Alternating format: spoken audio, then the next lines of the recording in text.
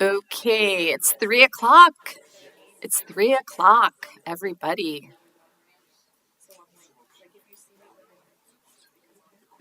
So, welcome everyone to the 2026 Joint City Council and CRA workshop. Is this the first year we've done this with the mics? This is fancy. So, this meeting is being recorded, and when it's green, it's hot. So that's the most important thing to know for today. We're going to have our joint workshop, and it's scheduled to be from 3 to 5, I believe. We have a lot to talk about and probably a lot of different thoughts and opinions and everything like that.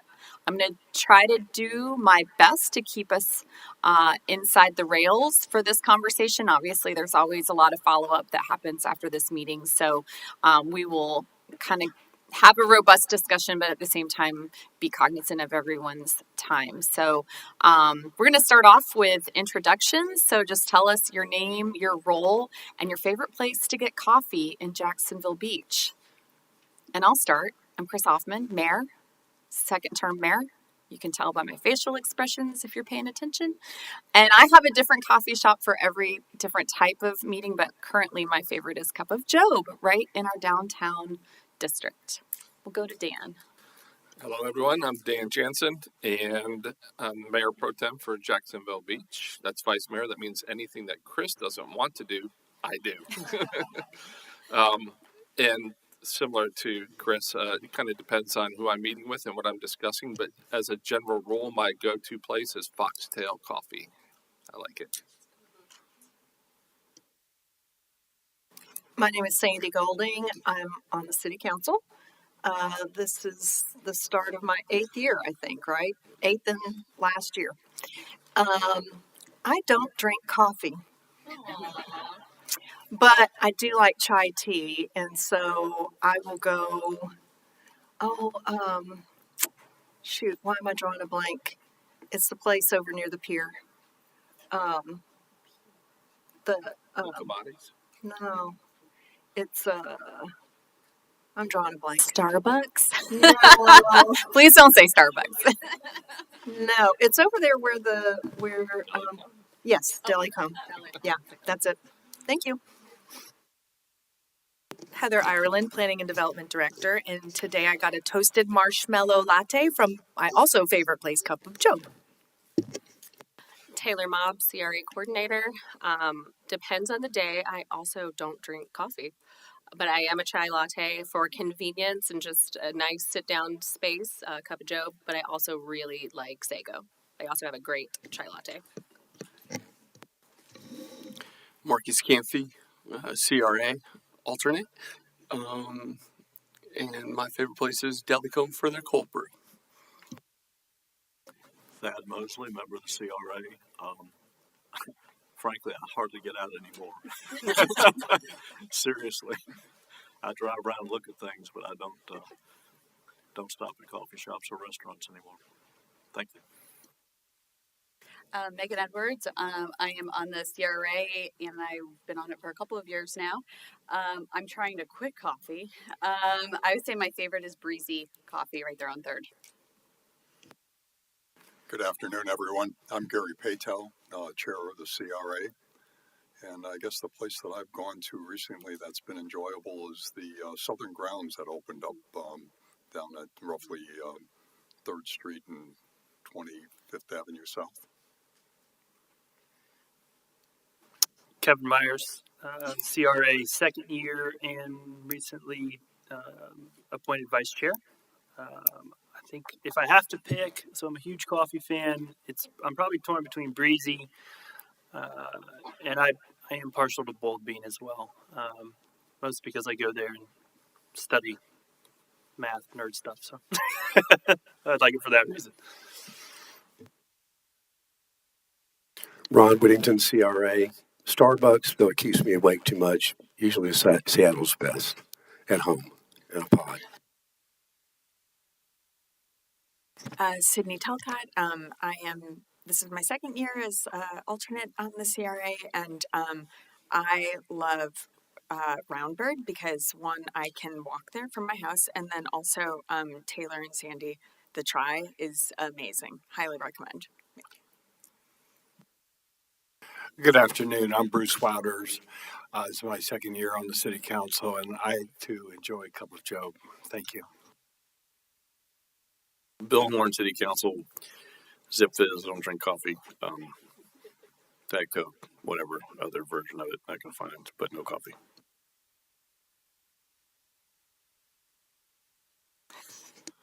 If it's got caffeine in it and it's not coffee, I'm okay with it. Love the smell, don't like the taste. Well, I hear good things about chai. Might want to try it. Don't like tea.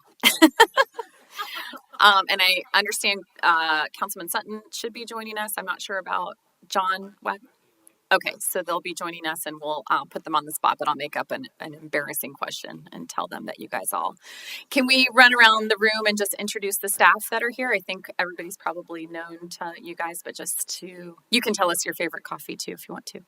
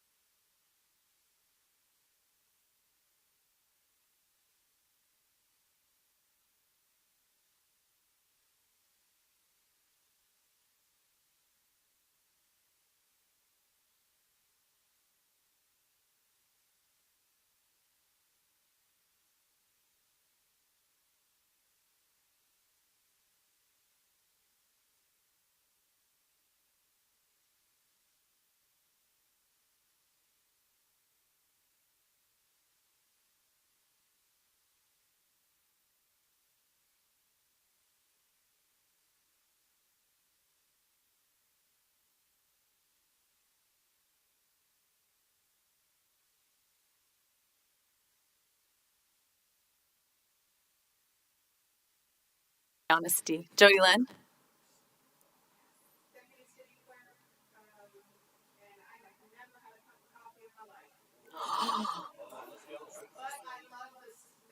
Mm-hmm. It's good stuff. Okay, here comes Councilman Sutton. The icebreaker question is, what is your go-to karaoke song? Just kidding. Where's your favorite place to get a cup of coffee in Jack's speech?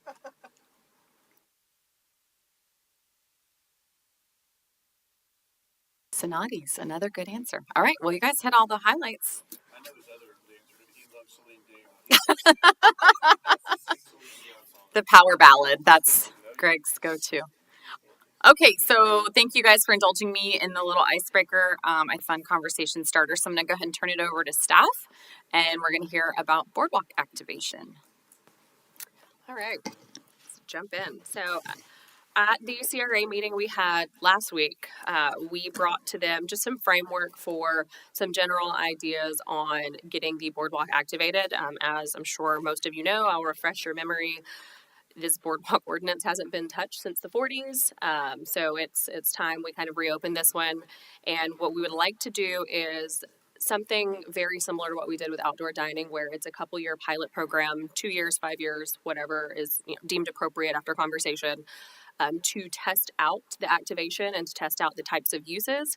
And then that kind of gives wiggle room, just like with the outdoor dining, that if things were to not work out the way we anticipate, we have the flexibility to make those changes. With the boardwalk activation, the businesses impacted are listed on the screen. And by impacted, forgive me, that was the best word I could use at the time of this PowerPoint. I feel like impacted usually has such a negative connotation. That's not how this is meant at all. These are the buildings that are immediately adjacent to the boardwalk. So if we're going to activate it, what we've kind of discussed internally and then with the CRA would be any section of the boardwalk located behind these businesses could, in theory, be activated for some type of use, but it would have to be an application with the business owner on the application as well. Because the last thing we want to do is, Casa Marina is having a beautiful wedding and they walk out their back doors and there's 10 craft tents. So we want to make sure we're respectful of those businesses. And then on the next slide, we've got kind of the city zone, and everything in red is basically fair game for someone wanting to apply for a permit in theory if we were to do this. It's about 480 feet of space. Typically, I talked to Parks and Rec. The largest tents we see for vendors are usually 10 by 10 tents. Within this space, not saying it would ever be this many, but we could very comfortably and easily get 30 10 by 10s with ample walking room. So that's kind of a little bit about the space use. And then some of the uses that we're proposing would be the pop-up retail and vendors, mobile food vendors, but not necessarily a food truck, more like someone selling ice cream, someone selling sandwiches, nothing that's going to require cooking actually on the boardwalk. Fitness and wellness classes, some, buskers, live pop-up performances, community art, and some seasonal activities, farmers markets, different things like that. So I'm happy to answer questions and kind of get feedback on some of the uses we're proposing and hopefully get some direction. Anybody? Thoughts?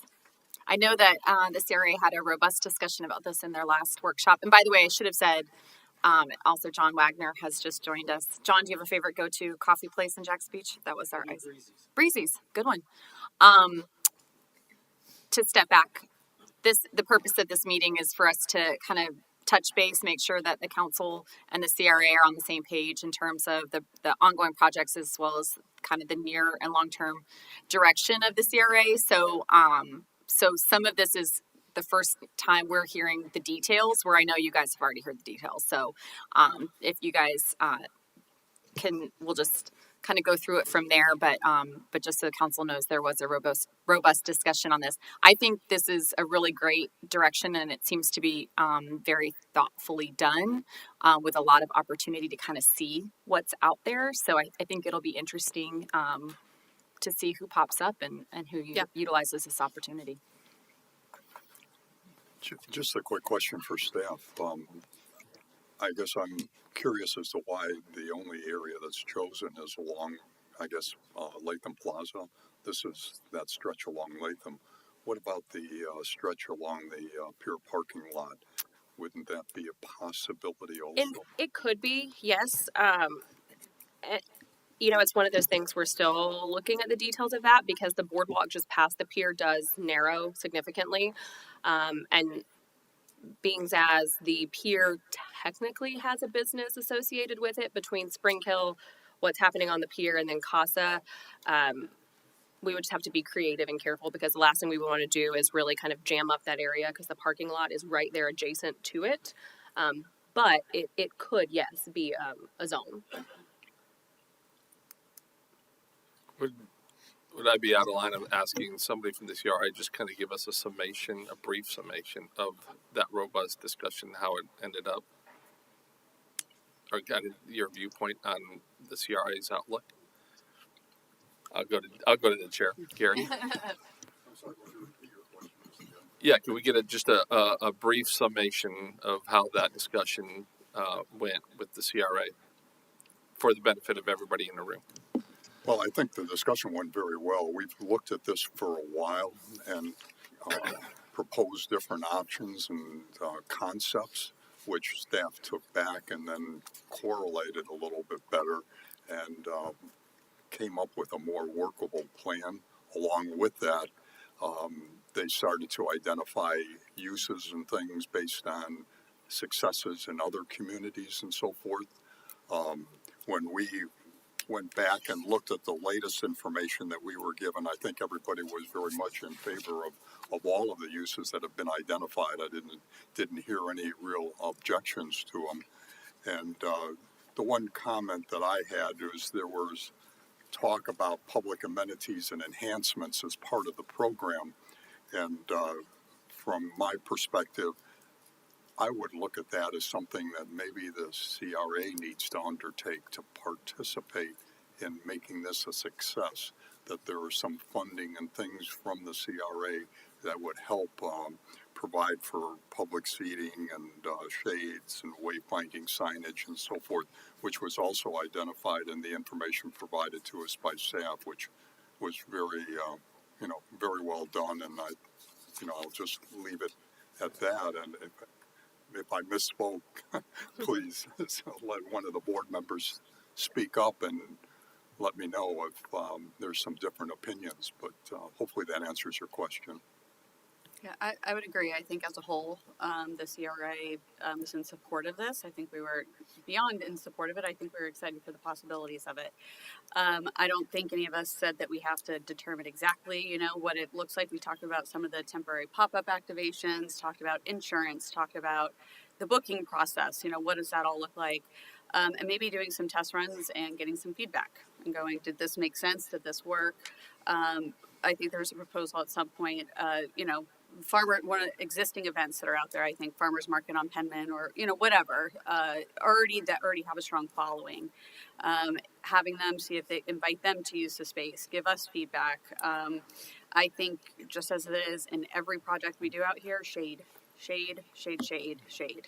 So I think that's, if we want people to actually walk out there, because just looking at it, it just looks hot, even looking at this image.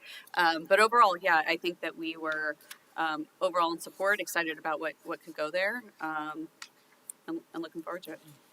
So I have a question or a suggestion, and then just a net to throw out.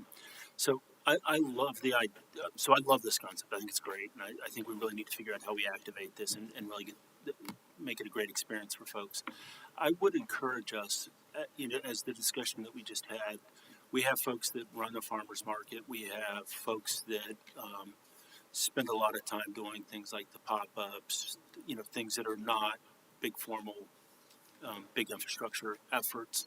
And I would encourage us to maybe do it. And by the way, we suggest this a lot, but we don't do it a lot. I would really suggest that we meet with some of those folks, maybe do a focus group, share with what we're doing and get their feedback, because they live and breathe it and think about it every day, and you guys have a million things on your plate. It just might be a nice way to get a different perspective or some additional feedback. So I really would encourage us to do that. And then this might be a little odd, and I may actually may have a misunderstanding. So if I do, please correct me. But in reading everything about it, I loved it all. The only thing that I found to be a little odd was the concept of baskers. So I having people out there soliciting money for music while they're playing is a little bit of a different image than having musicians out there. To me, it starts to trend towards panhandling, and I don't know that that's the wholesome family image that we're trying to go after with this. So, and I know it's a nit, and that makes sense. But it just was one of those little. Yeah, definitely wasn't the intent. So seeing it from that's a great perspective that we hadn't thought of. So I mean, I don't think that's not staff's intent, and I'm sure it's probably not anyone on the CRA's intention either, would be my guess. So I think we could easily remove that word and expand on what that constitutes and kind of have some parameters. And the only reason I even know that is because I had no idea what that word meant. I had to Google. So, Yeah. so being very honest, I Yeah. had no clue. Yeah, and we, on your first point, we've been working in coordination with Parks and Rec because they do have such great relationships with all of our event producers. So we'll continue to work with them, but having conversations with some of our pop-up markets and those things, those are in the works. And they have asked often when they can use the boardwalk, and I believe even the deputy clerk has also gotten phone calls of people asking if they can sell T-shirts or lemonade or different things on the boardwalk. So we'll kind of look at those that have expressed interest and reach back out to them for input. That'd be great. I really appreciate that. Yeah, to your point, I think there was an issue that occurred that was similar to that in St. Augustine. If you just want to read your headlines, Yeah. it'll kind of lead you down that road a little bit. One thing that did come up was that who's going to handle all this? And Taylor said she would. Just so you know, With help. it's pretty important as to who's making the decisions of who gets to do what where. So without it, And the other point that came up was public input, and I think we agreed that we really should have a completed plan before we consider advertising it to the public, because if the public were filling up this room to discuss this right now, I don't think we would be going in anything near a linear direction. So those were two other thoughts. Thank you. to Mr. Mosley's point, I would probably take in the applications, much like I did with outdoor dining. But our committee internally that would then review these, we've talked and likely be the same committee that reviews event applications. We're actually going to call it a boardwalk event application. So we're going to kind of mirror that process, have parks, PD, fire, planning, myself, kind of have everyone in one room to all sit down and look at those at the same time. And then that group will be just like it is with events. That will determine if they're eligible upon the criteria, and then we'll go from there. And in the actual application, it's not in this, but we've got, they have to give us a day of point of contact, phone number, who will be there if something goes wrong and something needs to be shut down, you know, who needs to step in if they need help. Based on the size that they're estimating, will there need to be additional security measures in place? And so we'll make sure all of those boxes are checked. And just to add in a similar theme, I think to Thad's point, you know, security and who will ensure everyone's safety was also, you know, a consideration. And, you know, what I think one of the points that the vice chair brought up in our meeting last week was what will success look like? Like, how will we know that this works? Is it going to be you know, foot traffic? Is it going to be surveys? And so I think that's also something for us to keep in mind. Cindy, thank you. I'll pile on that point just a bit. I think there's the foundation of the definition of success comments that I made were really centered around how do we know it's working, right? How do we know we're actually meeting the mark? And I think that mark, I thought about this a little bit more since our last conversation. That mark probably looks a little bit different for the community. The mark looks different for the local businesses that, you know, are adjacent to the boardwalk. The mark may look different for the vendors and or the people that are setting up to support the activation. So I just want us to be thoughtful about that and intentional about that, because I think the last goal of this effort would be to do something that doesn't work and watch it fizzle yet again. Right. So well, I also think that there's a huge component that has to do with communications, Jacob and Jess, that's going to be obviously coming into play here. And I think that they will be able to kind of measure, have a measuring stick for some successes, just based on their end as well. And we just have to make sure we get them plugged in. So let me interrupt you really quick. Just for speaking, and I'm really glad that everybody wants to talk. If you're ready to speak, just turn on your light and let me call on you, because Bill Horn has been sitting over here for like 20 minutes with his light on. Were you finished with your thought? I am. Okay. Bill? I am happy. I am not a fancy person. I'm just happy to be here. So I'll wait all day. There were a couple of things Ms. Edwards mentioned. Shade, and I want to really kind of emphasize that to the CRA and the city staff, that understanding that it's 144 degrees out there at 9 in the morning most of the time. The reason that the majority of the people show up at the beach at 4 or 5 in the afternoon is because that when it gets tolerable. So if we do want to activate this area, if we do want people to come out there, and especially because the surface is concrete, I mean, it's a little easier on the beach when you've got some sand, But when you're radiating heat from below, if we have some shade, that is an absolute, that's going to be huge to try and do this to get to where we want to be. And after looking at this, I totally agree. I love the ideas. There's one thing that I had some reservation about, which was the fitness and wellness classes. That the boardwalk is technically a lane of travel, and the idea of stationary groups, vendors, things like that, I think that's reasonable. But if you get a small group or even a medium-sized group that starts to, because they're going to start spreading out, there's movement involved. They're going to take up, I think, more space than we're anticipating. And I'm not saying that this is like a never issue, but I would say that we start with some of the lower hanging fruit, vendors, musicians, things like that, because I understand that people are going to be, not everybody's coming out there for that. Some people are just trying to go end to end. They might be in the hotel walking up and on the boardwalk because that's where they want to get some exercise.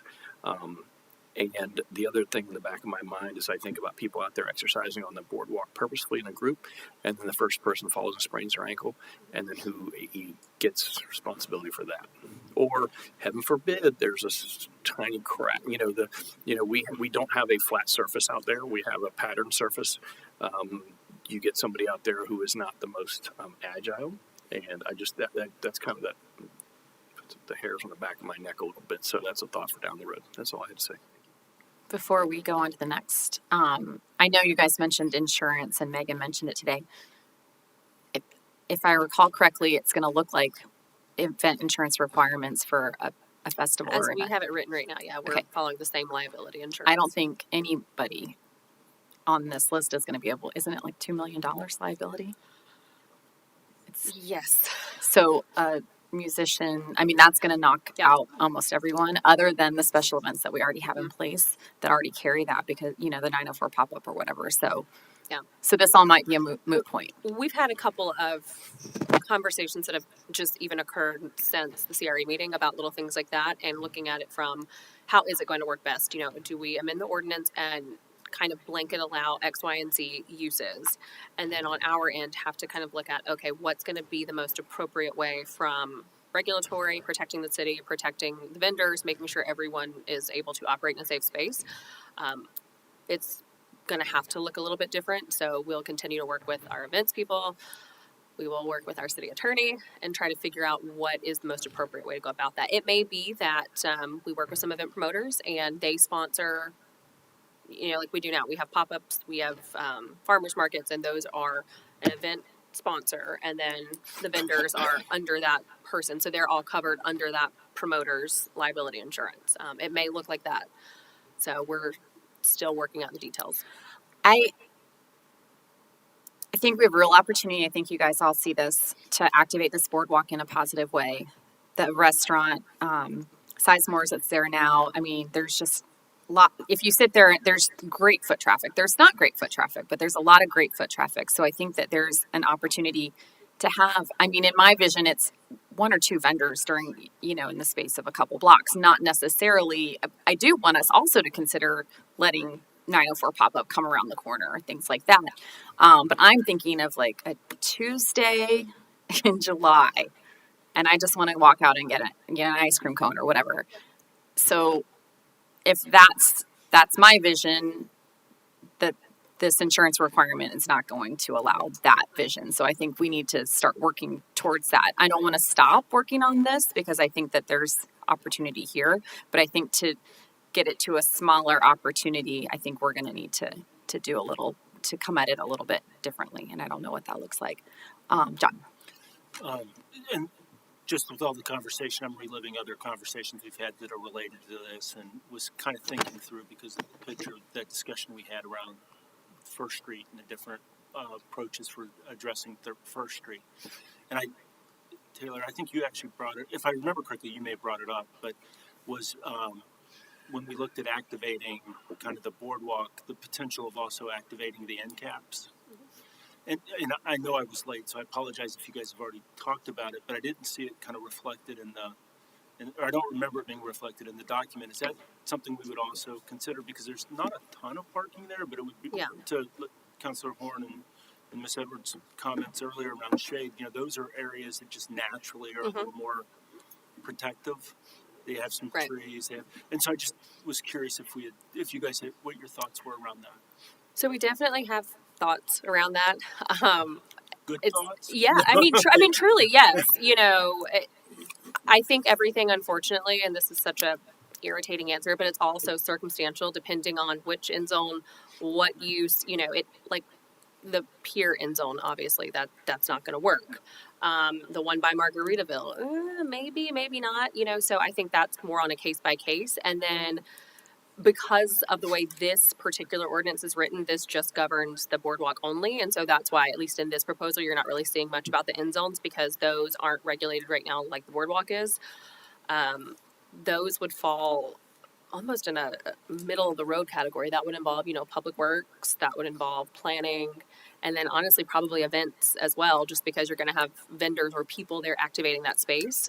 So it's definitely not something that's dead point. I mean, it's definitely still active. It's just not in this. Could it be in this? I would suggest that we get something across the finish line before we add. Like, let's get this. Yeah, I mean, I program think they're put together two. first. They're kind of siblings. They're not twins. I think this we can push across the finish line without have one or the other doesn't have to be fully worked out. Just because right now trying to get the boardwalk stuff activated is just trying to truly amend that ordinance with the appropriate intention. We've got a draft done, but we needed to figure out what the intent was. But that doesn't mean that simultaneously we can't start having internal conversations again about the end zones as well. So I think it's two separate projects, but I mean, I think it's definitely worth having the conversation. Yeah, I think it just depends on what we're actually trying to implement. If we're trying to implement, a couple of people or an ice cream on a Tuesday, right? That's one vision. Yep. That, by the way, was not mine at all. Mine was actually much more of an activation event over the whole geography, and so if that is our end goal, then I would be much more in support of us connecting those two kids, not deconjoining them. If what the mayor said is the end game, then absolutely, I 100% agree. I just had a different mental model. And to be clear, I'm not saying that's the end game. I'm saying that's one thing that I would like to see, but I also would like to see that more full scale event application. Yeah. Marcus, you turned your light off. Did you have something? I was going to let the city council go first, and then I'll. You don't have to. It's your turn. Go for it. It's our goal as a CRA for the business development to help with the economics of the city. So the goal of everything that we're trying to do is to drive foot traffic and increase sales. And so the object then is for us to be able to increase those types of parameters. So therefore then we can increase business revenue, which therefore increases taxes.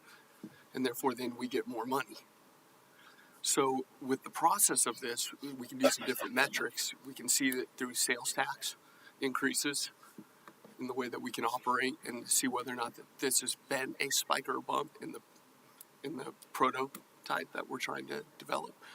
But if we're trying to figure out the best way to incorporate other businesses and to help build the community to draw business revenue, and to make it more of a desirable location for people that want to come out to the beaches to enjoy. And so this is just one of those ways that we can expand that to make it more beneficial, not only for the people that live here, but also to draw in others. Very nicely put. Sandy?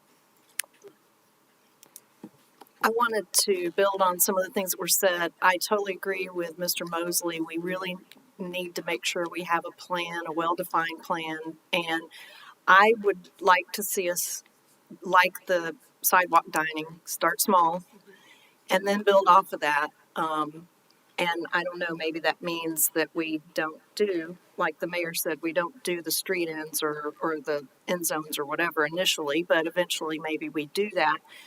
I had the same thoughts that Mr. Horn had about the exercise. To me, the CWAP Pavilion and the Latham Plaza lawns are where I think are the best places to do the exercise classes and things like that, because I just think that they're safer, they're more welcoming, they're not going to be as hot, and so I would like to see us drive that type of activity to those areas.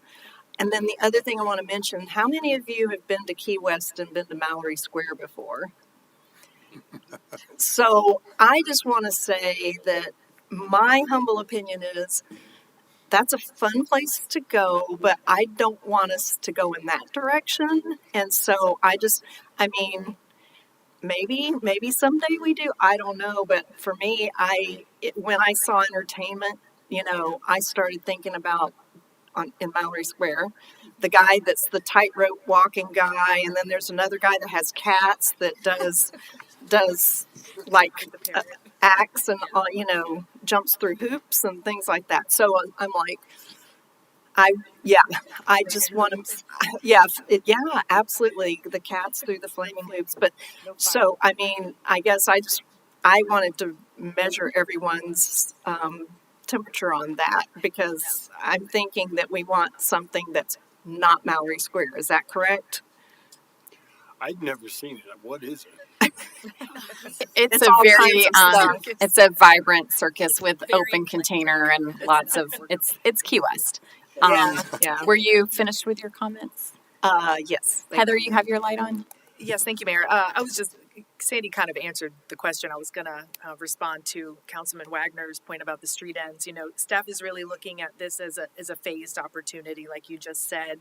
We started with First Avenue North for outdoor dining. It was working great. We've expanded it. So I think that we should look at this in the same way. If the boardwalk activation is successful, we consider expanding it out further into the downtown area, possibly into the street ends, possibly other areas. So that was all. Thank you. Dan? Yeah, real quick.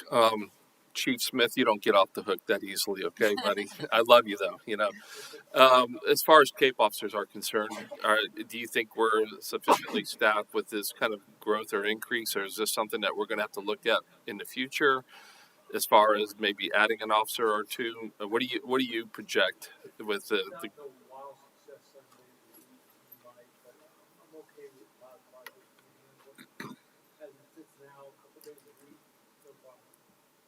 The only thing I would ask though is you designate surely at administrative task, designated a event area. So I can tell people like a hike to the real home there or across the fall. As long as we define that area ahead of time, I think that idea would be fine. I like the idea of the weekday style, slow pilot project. It's a very narrow focus. You see how I would definitely not start on the weekend. So like from 0 to 100, ease it in like Tuesday, Wednesday, Thursday afternoon. I think that's the way to go, but I need personnel right now. And I would just say that there's always those unintended consequences when we start something like that. If that pops up, I would encourage you and your staff to just let us know. If there's something that's existing and that requires our attention from a public safety standpoint. There is always that unintended consequences, and when you build it, they will come. That's what I have to worry about. But we're fine right now. It turns into 5,000 people a night, 7 days a week. Yeah, we're gonna have to talk. But we're all right with the problem, right? Thank you. Taylor? I just wanted to add a kind of point on that same note. One of the things in the event policy that we would also follow with this is how right now we don't allow special events on a holiday weekend. So those would be things as well. We're not trying to have 4th of July weekend and then have 40 tents set up on the boardwalk as well. So that's something we're very aware of, and the last thing we want to do is cause more issues. So we want to be as supportive as we can and make sure we're not causing too much chaos. Bruce? Thank you, Mayor. And thank you, Dan, for your comments about unintended consequences. And I'm just trying to understand in my mind when we look at 1, 2, and 3 here for semi-permanent business use and allowed use and so on.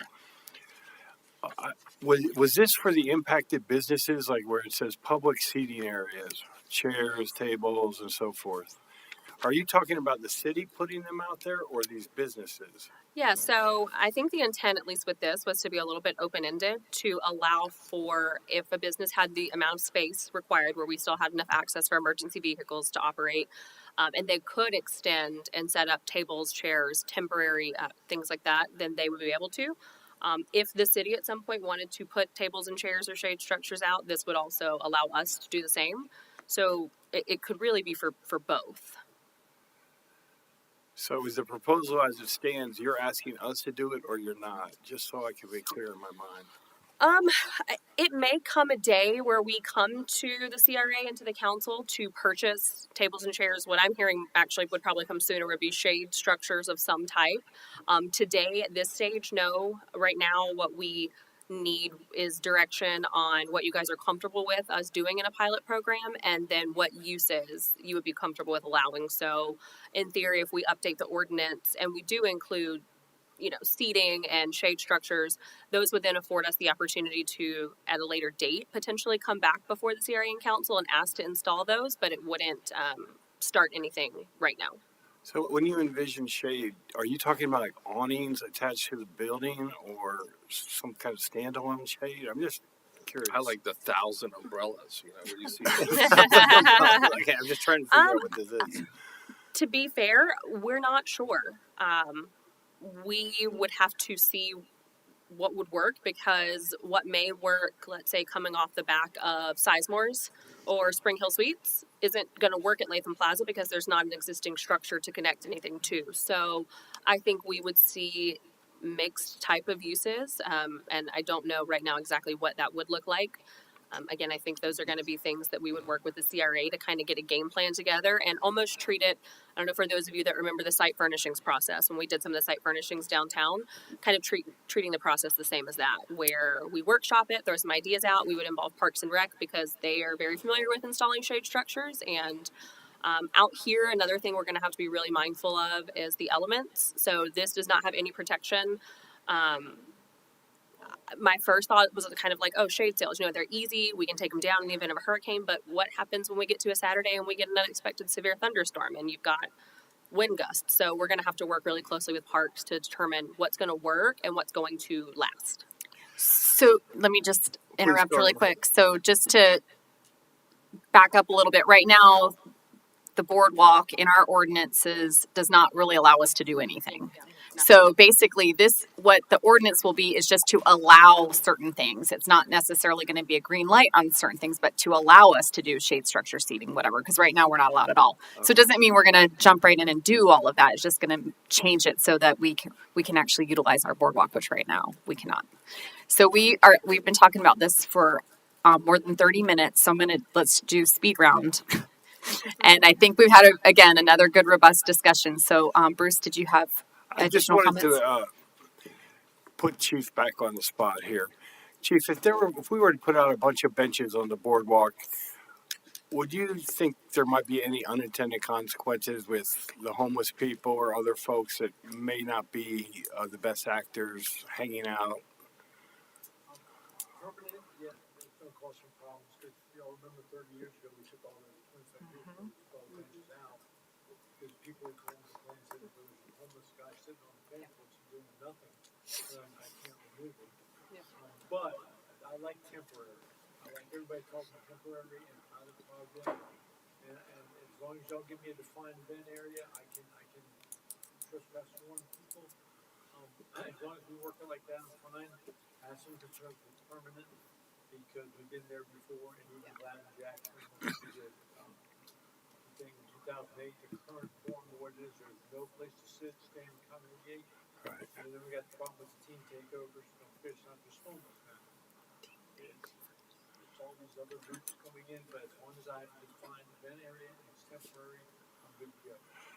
Thanks, Chief. Yeah, because I often, as we see at the bus stop out here, you see people sleeping there or camping out there. It's not a good thing. We're still getting close to people standing beaching first. So imagine if we have an area now that everybody can sit and stand and congregate. I won't be able to remove them. Gary? Oh, sorry. Gary? Some of this has already been touched on a little bit, but just to reiterate, this is a pilot program. That's what we're looking for. We had taken a look at the total picture, or talked about it a little bit, which is what is First Street, what is the boardwalk, what are the end zones in certain segments. And we made the decision, staff assisted us in making the decision that right now the first thing we need to look at is the boardwalk, because it takes ordinance changes to do that. But we understand that First Street is very vital to all of this, and as soon as we can get the pilot program underway, we need to refocus and take a look at First Street and the end zones and how we bring all of that together into a unified effort to get the pedestrian folks downtown and walking the streets for the foot traffic that's needed for the restaurants and also retail. So, thank you. Thanks, Gary. Heather? Thank Final you, word? Mayor. Final word. Ooh, lucky me.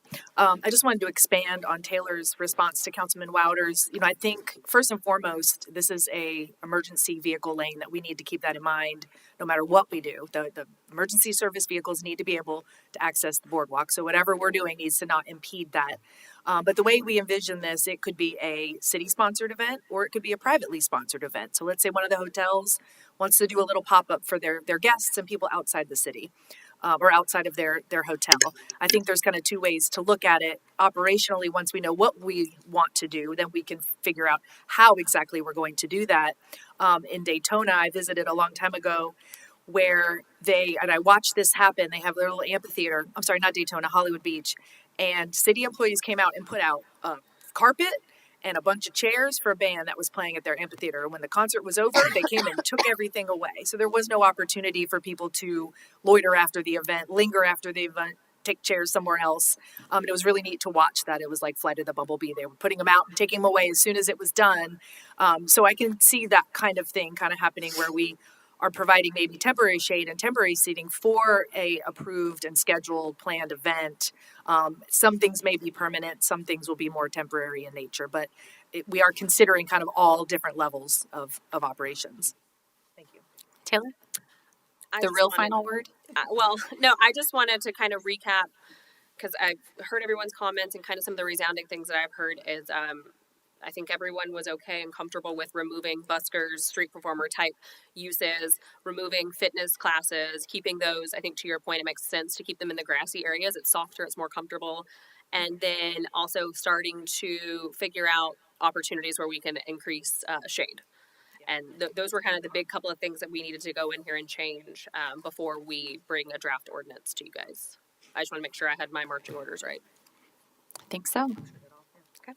Thank you. What talk show was that where the person would say a final thought, final word, something like that? Sally Jesse Raphael? Anybody remember? Okay, Taylor, bring us on to the downtown enhancements item, please. Yes. All right. So this has been an ongoing item where I will say kudos to our code enforcement team here. They educated me because, we would be in a CRA meeting and we would be talking about something. I would see something and it maybe wasn't aesthetically very pleasing to look at. And code enforcement, had to educate me and say, hey, look, just because it doesn't match the aesthetics that you want does not mean they're in violation. I can't force someone to comply with something when they're not violating anything.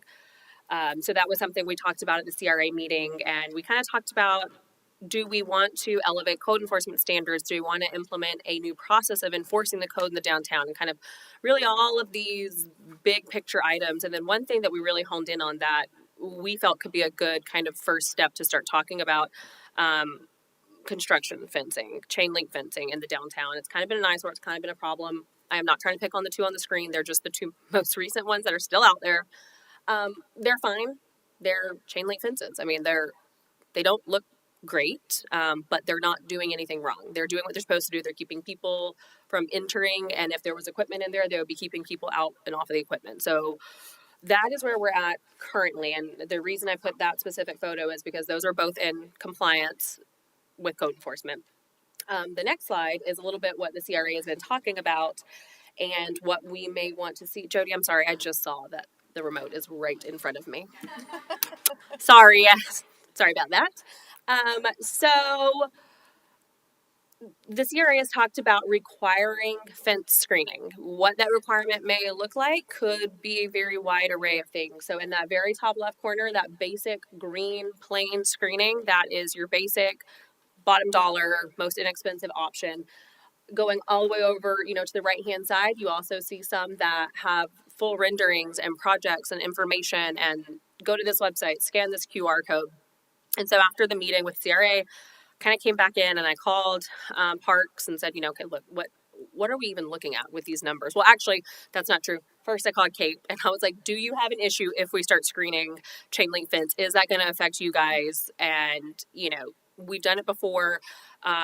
For safety reasons, Public Works chimed in and was like, look, if we're putting screens on, these are going to need to be better. The fences are going to need to be fixed to the ground better, because if, again, we get a storm, heavy winds, you've got this kind of wrapping around them, these become massive projectiles. Kate said, cutting the slats in them, you'll see them sometimes where it's just, like a semicircle. And so kind of checked all the boxes internally. $4 to $5 per linear foot is your most basic screening. On something like these more visually appealing, you can get up to $30 per linear foot. So I think where, we like the idea in theory, we would really need to look at options, because, for example, Dolphin Depot is approximately about 1,100 linear feet.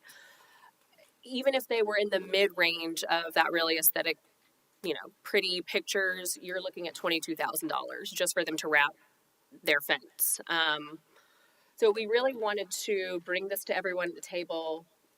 What do you visualize? Do you even think this is a problem that needs addressing? Is this big enough of an issue to cover? And if so, what does that look like as far as changing the code for the central business district? And then the CRA brought up, do we establish a new grant program to help cover some of these costs? And, what does that look like? Because it would, in theory, still need to be a reimbursable grant to make sure that when they're putting these up, they're putting it up to our standard. So businesses would still have to fork out the money up front. And so we just really wanted to get some feedback. I am very glad you guys are looking at this. I think it's a great idea, long overdue. And somebody tell Ken Marsh that we're finally discussing this with purpose. I don't think, the Dolphin Depot project has been sitting there as an empty lot for more than a decade. So you divide 22,000 by, they own a city block in downtown Jacksonville Beach. $22,000 is not going to be a huge impediment to them. I do think, and I think you guys pointed this out too, we need to incentivize the behavior that we want. And I think that having a grant program to help reimburse that, and maybe it's something you can just add to the facade grant, because it certainly is facade related. My question, the first thing that popped into my mind, and maybe it's just because I know Heather too well, is does this run afoul of our sign code? Is this if they're advertising their business or future projects, etc.? Possibly. We'll just have to be mindful of that. So there's not off-site commercial advertising that could be a violation. So I know I've seen this in other cities. Fort Myers, Gary, you probably remember, there was a construction site right near the conference venue, and it had a beautiful image of what was going to go there. I just wrote down, project rendering every 15 feet or something like that. So pick a color, blue background, and then Dolphin Depot has renderings of what their project is supposed to look like whenever it gets built. So we just have to be mindful of what would be considered off-site advertising and what wouldn't. Yeah. So I didn't see whose light came on first, but I'll go to John. Oh, sorry, Gary. Thank you, John. Just to bring to focus a little bit more, you've got two issues here that you've got to take a look at. One is existing conditions, and then the other is what happens in new construction. There's an example down First Street between 7th Avenue South and 8th Avenue South where recently a structure was torn down, a fence put up, and a silt fencing put up adjacent to it. Looks good. It really made a significant difference. I'm not sure I would use black, but that's what they ended up using down there.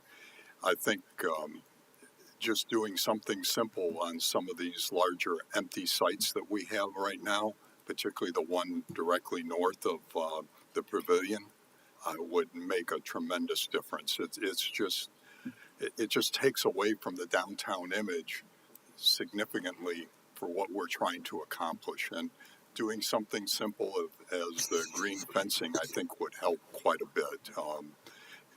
I'm fully in support of this. I've I've been pushing this for quite some time, and I'd really like to see us move forward with that. I feel that it's not, since some of these fences have already been up, that there's an effort that needs to be made on the part of us, the city, to help in this situation. And putting together a grant or something along those lines, I think, is very appropriate and money very well spent for the community. Thank you, Gary. John? So, I want to start by saying I absolutely agree with what's been said, and I really like this discussion and this idea. But it's my second favorite idea on how to handle these properties. So, my favorite idea is one we've all talked about, or some of us have talked about in the past, which is working with the property owners to take over these green spaces, turn them into functional green spaces. Do one of those things where they lease the property to the city. We run some watering in there and throw a couple benches and have a usable green space for folks. And so while I'm fully supportive of this conversation, everything here, so I don't want to detract from that. I also don't want it to make it so that the idea of us turning some of these into functional green spaces so that people can use them goes away, or that we no longer have that dialogue. Because I do think that's it, particularly like the example that was just used, the north of the amphitheater. I mean, that'd be fabulous to be able to do something there, even if it was just green grass. Sydney? Just going back to the previous point around the content of the enclosures, I think there's also an opportunity perhaps to fold this into, in addition to the facade grant program, our public art program. Like, it would be amazing if, depending on the existing programming and intent of the lots, maybe they're really open and, they could we could do whatever art the community wants. So just another idea. Bill? Like a mural? A mural. Yeah, a mural. Like, perhaps we could commission artists to, or graphic designers even, to design the graphic that goes on there. Something that's Jack's Beach related, or advertising for the city, something like that. So, yeah. Bill? I'll just say I might be the only one that has this opinion. I don't think a facade grant in this scenario is appropriate. I don't think citizen money should be spent on people who are not developing their property downtown. If you have a piece of property in that area and you want to use it and turn it into a usable business that then generates tax revenue, that's great. But for you to sit there on a piece of property that is increasing in value over time, and then now the citizens are going to pay to improve it for you, that's my personal opinion. That's one thing. I want to wholeheartedly second what Councilor Wagner was saying about that, and that's part of the reason I hit my button. We talked about activating the downtown. We talked about activating the boardwalk. We talked about trying to get people in this area. We have to have an area for people to come to, okay? And if you pull up can you go back to the previous slide? One more. Yeah, so right there. So the one on the right side, it's blocked off. It's chain linked from one side to the other. So from First Street to the boardwalk, it is blocked off, but at least you can see. You can see from one area to the other. And if you cover that up, it's just going to be a block. It's going to be a barrier, and it's going to kind of isolate your view. And again, I'm not the most artistic of people, so take that with a grain of salt. That's just my observation. If we block that off now, granted, if it's a big pile of dirt, which we have some areas around here that are, then yes, that at least I know. I've seen the property owner there. He actually put in some irrigation and put some stuff down, and it's actually grass. And I think that was done only just to prevent the sand from going everywhere, because it's right on the ocean front, and sand was going all over the place. I do ride my bike around seeing sand everywhere. But I would like to see more green spaces that will bring in people, that will bring in, more traffic, that will bring in, and of course we do have the issues with, the unhoused persons coming around. But that's what I would like to see. Megan? Yes, along the same vein as Councilman Horn, I kind of tend to agree. Right, we purchased this property subject to the current laws and the conditions in the ordinance. Right, they do have an obligation to maintain the properties. I think that maybe the conversation overall, right, is our interim fix until we can figure out, how do right, the $1 million question: how do we encourage development and investment here? How do we incentivize them to do something and buy into the beach life and what we're trying to do, right? We have restaurant groups that have come in, hotels, so somebody's seeing the value, right? There's something here. But what do we do in the interim? I totally hear what you're saying. I had typed here, as Sydney was talking, if we're going to be doing some sort of grant program, what if the screening is, it has to be one type of screening and it's Jack's Beach, and visit our website for all the stuff that we have going on. Look at the great farmers market we're going to have on our boardwalk, right? We're going to tie this all together. But I think, if we're going to say, well, if we are going to in the interim say, all right, well, we are going to subsidize partial their compliance, right? And we want it to aesthetically look a certain kind of way. Maybe let's make it look uniform all the way around, and let's maybe get something out of it too, right? Maybe get some advertisement or something for the beach. When we were at our meeting last week, it might have been Thad that made a comment of, we have people come here for weddings and they walk out and boop, here's this. Maybe at least if we have some information about the city, or look what's coming, not just look at our construction zone that we have over here that we're trying to get somebody to build on. So I think I think this is just kind of our interim. What are we going to do in our interim until, right, we can answer the big question? Dan? Yeah. I know we need to land this plane, but I'm just going to throw some food for thought out there. I love your idea, John. However, I also think that there's probably a liability aspect to that as far as these property owners are concerned, and that's probably why they fence it off. Like, we don't want you going on our property because if you hurt yourself, then we're liable. And then us covered under our insurance. That's Sure. the discussion we had. Sure. Strategy, so that all of that, we wouldn't want to do anything to negatively impact our property owners. But of course. And then, sure. But if anybody gets hurt, they're going to look at both the city and the property owner. That's the way it works. Also, as far to the mayor's point, when you have some of these properties that have been sitting vacant for years upon years upon years, how does that look for fencing versus somebody who purchases a piece of property and plan on develop it within the next 3 years? Then you have to decide, how is that fencing going to look?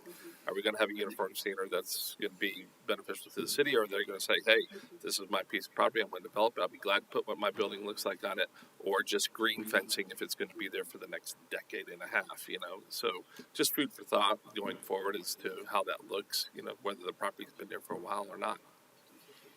That Real briefly, back to the Casa Marina, now that they're back in the wedding business, having been dumped by Corner Lot, unfortunately. We all approved everything that Corner Lot proposed. We all were supportive as we possibly could be. We all went out of the way to be helpful, and they just disappeared on us.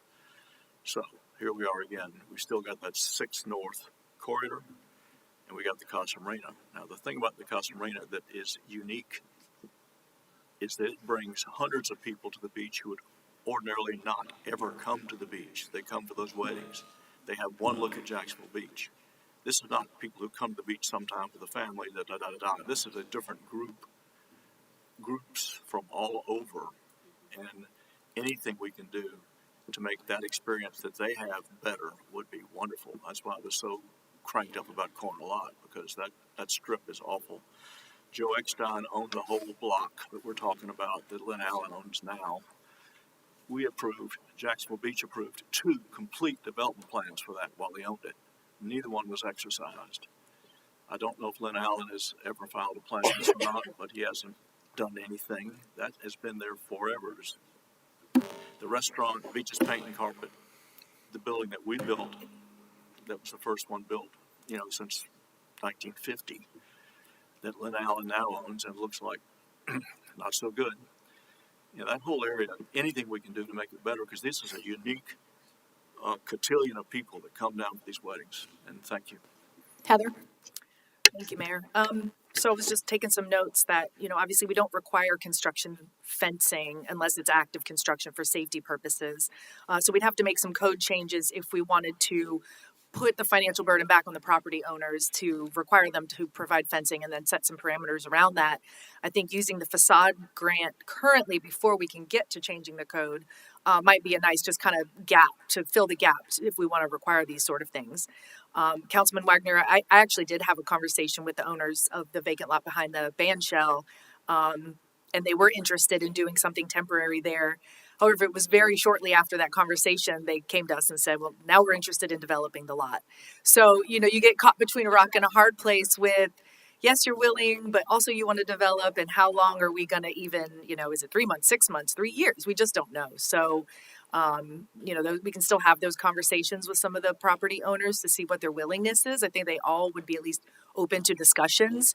It comes down to a matter of timing. How long is it going to take us to get it together to do something there versus when they're going to pull the trigger on developing the property? So, we just kind of got to be mindful of those schedules and not expending too many resources on something that's not going to last. But I agree. I would love to see like an art park or something there similar to what is across from Oceanfront Park. One thing we, kind of wanted to get some feedback from you guys from as well is not just the construction fencing, but other code concerns you have downtown because, Taylor mentioned aesthetics, if it's, chip paint, not necessarily a code violation. We might not like the color of the Metropolitan, for example. I suggested they painted it blue so it would hide in the sky, but nobody liked that idea. But there's things we can do and there's things that we can't. So based on the current codes, pretty much downtown is in compliance, which means we have to make stronger codes specific to downtown properties that we would then apply that maybe wouldn't apply for the rest of the city. So, we're really looking for some guidance, feedback, ideas from you guys as what you think you want to see that we're not doing because it's not currently in the code. Does that make sense? We have to take it a step further because we've gone through downtown and looked for violations and there's not many to find. It's, stuff we're already addressing, landscaping, gum on the sidewalk, pavers, that sort of thing. A lot of it's in the city realm, not the private realm. So when we talk about code enforcement, we're really looking at private property and what we can get the property owners to do to try to help and do their part in making downtown better. So this has come up. We discussed it at a briefing, and I know you guys discussed it at your workshop last week, the idea of kind of an elevated set of codes for the downtown area. I think we were supportive. And if I mischaracterize anything, let me know. I think we also, and I think you guys pointed it out, that a lot of the kind of visual issues with Jacksonville, with downtown, aren't necessarily the private businesses, but they're city assets that have issues. I think the dumpster was brought up, which I think that's being fixed. But things like that, broken bollards, the visually aesthetic things that trouble us are ours. So they wouldn't necessarily be impacted by changing the code. So I don't know specific issues with the downtown businesses that I would necessarily want to fix with an expanded ordinance or stricter ordinance. But I think that I would throw it to the CRA because this is where you guys are operating. So anybody jump in if you don't agree with, you guys tell us what you need this to be to make the downtown more, aesthetically pleasing, safer, whatever it is that we want to accomplish with this. And I also will say that we had discussion and would be supportive of a person adding an additional staff person when the time is right that would help identify code violations, but would also help identify maintenance issues that we have downtown. And I know that staff's going to strangle me after this because that's kind of a unicorn position. It's really hard to, it's not something that already exists in nature or in our employment structure, but I think that that's the opportunity that we have with the CRA is to do things a little bit differently. So again, am I characterizing our discussion? So having a person who's on the ground, literally on the ground, because you cannot see these things if you are not walking around, and that's what we want people to be doing in our downtown, and identifying issues either with private businesses or with city assets to make sure we remedy those as soon as we can. Other thoughts? Everybody agree with bumping this? Oh, Greg? Thanks, Mayor. I think the concept is really good.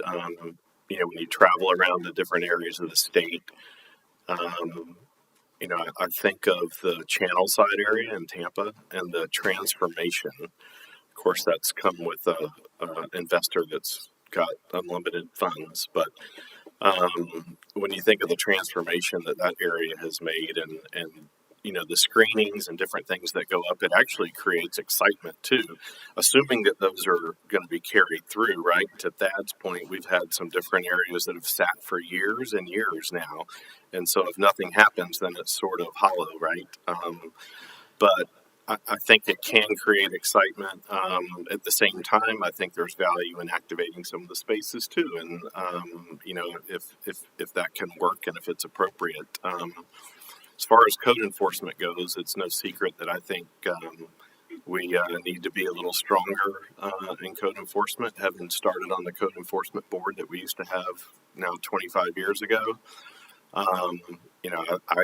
it's my opinion that Heather needs help in that regard, and whether it's the downtown area or across the city, I think we need to stand that up a little better than where it's at today. But I think the concept in general is strong, and as far as grant or just requiring the property owner to install, to the mayor's point, $22,000 on something the size of the old Dolphin Depot property is not going to move the needle. I'd probably be more in favor of changing the code or the ordinance in order to require them to have it. So, Thanks, Greg. Anybody else on this topic? Gary. In reference to code enforcement, I think it's a little bit of a challenge for us because it's been stated already that everything is basically in compliance within the downtown area. If that's the case, what we really need to go back and take a look at is what the existing ordinances are and how do they need to be changed or strengthened to improve. And I'll just use an example. It's one that bugs me a little bit, but if you go by Spring Hill Suites on a typical day, they usually have 4 waste containers sitting out on the sidewalk, requiring pedestrians to go around them out into the street and to get around the 4 containers. It's not a code compliance issue, but it is an issue and really an aesthetic one. And we need to somehow be able to address those kinds of things, along with if you take the empty lot that sits between Lynch's and V's. That looks terrible right now. The fence is down. The grass hasn't been maintained. It's in sad shape. How do we work with that owner to get that back to a level where we feel comfortable with it and we're proud of what it represents on our main street of First Street in Jack's Beach? But again, it's a little bit of a challenge because it's going to take a little bit of time for us all to sit down, or a group to sit down and go through the codes to figure out how we strengthen them and where we strengthen them. John?